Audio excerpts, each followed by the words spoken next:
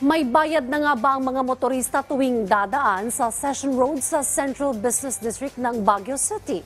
Alamin natin yan sa ulat ni Dante Gitu. May natuwa sa panukala, pero mayroon ding hindi sang-ayon sa panukala na magbayad ng 250 pesos ang mga dadaan sa Session Road sa Baguio City. Ang nais ng ilang residente, gawin na lamang walkable city ang Session Road. It's better na parang i-improve na lang sana infrastructures natin here in Baguio rather than applying penalty. Parang penalty po din 250 na para lang makadaan dito. Gayunman, ipinaliwanag ni Baguio City Mayor Benjamin Magalong na isa lang ito sa mga component ng 3.1 billion smart mobility at hindi pa ito na isa sa pinal. Dagdag pa ng alkalde, malicious ang naunang mga post dahil hindi kompleto ang impormasyon. Yung 250, this is just a proposal. Hindi pa final yan.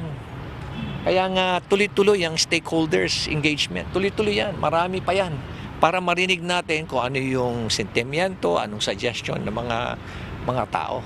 Pero ayon sa alkalde, kung hindi sang-ayon ng mga residente sa Mungkahi, Bigay sila ng option. Ano bang option? Sabi ko nga sa iyo, 5 components. Yan lang talaga ang pinaka-critical.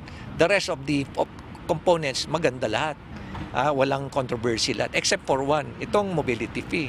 sakaling maipatupad, ipagkakaloob ang bahagi ng revenue sa lokal na pamahalaan para sa iba't iba pang improvement projects sa syudad. Dante Gitu, para sa Pambansang TV, sa Bagong Pilipinas.